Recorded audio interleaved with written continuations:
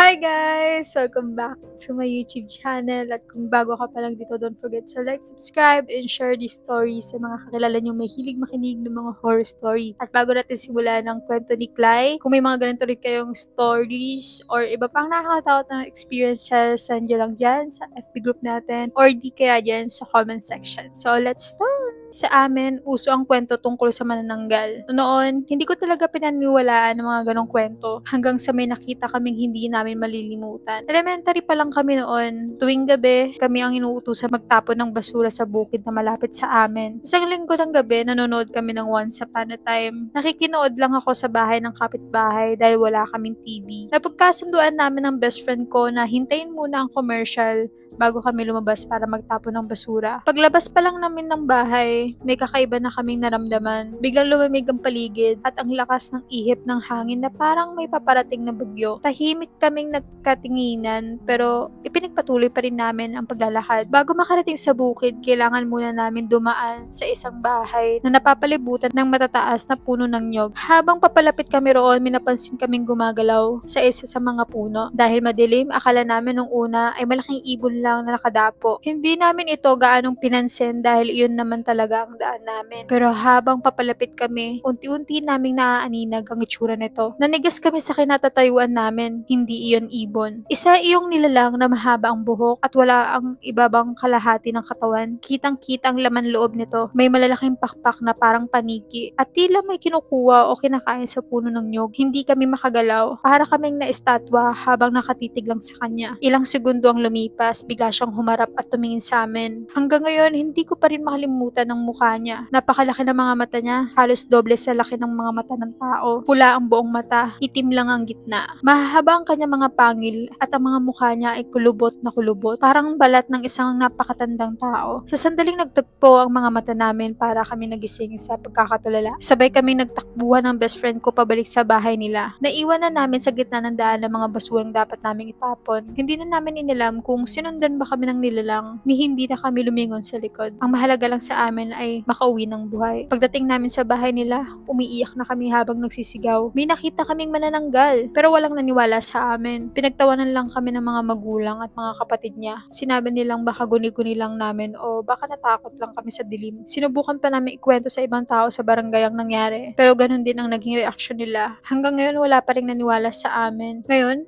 matanda na kami ng best friend ko at nananatili pa rin kaming magkaibigan. Tuwing nagkakaroon kami ng pagkakataong magbonding, hindi nawawala sa usapan ng gabing iyon. Pareho pa rin kami sigurado sa nakita namin at kahit ilang taon na ang lumipas, kapag naaalala namin ang gabing iyon sa ilalim ng mga puno ng nyog, bumabalik pa rin ang parehong takot na nararamdaman namin ng mga batang walang kamalay-malay.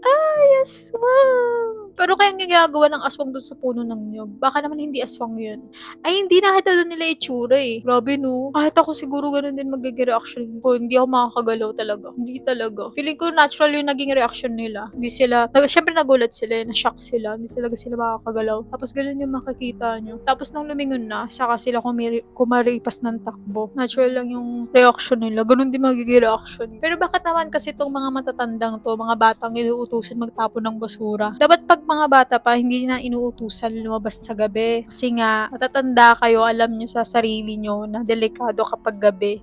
Dapat kayo na lang gumagawa niyan at sinisigurado yung ligtas sa mga bata sa loob ng bahay. Diba? Tapos hindi pa sila nag-alala pag uwi, nagsumbong sila. Hindi nag-alala yung pamilya ng best friend niya. Tinawanan pa. Diba? Imagine mo, safe ka ba talaga sa pamilyang to? Safe ka ba talaga sa bahay na to? Kasi unang-una, inutusan ka. Dapat nun pa lang, kahit kuya mo pa lang, mangangamba ka, baka ikaw na mag-volunteer eh. Kasi gabi na, tapos papatapon mo pa lang basura. Tapos pangalawa, umuwi, umiiyak, nagsumbong, ganito, may nakitang ganyan. Tapos tatawanan. Diba?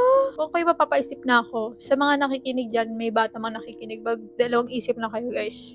Hindi, pero totoo naman yun. Kapag bata, hindi na pinapalabas sa gabi. Di na, no? Kahit ako, natatakot lumabas sa gabi, no? Kapag yung, may nababalitaan ako nangingidnap, yung mga balita ngayon na kahit tanghaling tapat, di ba? Kinikidnap, ginagawa ng masama. Paano pa kayo pag gabi? Tapos bata pa. Di ba?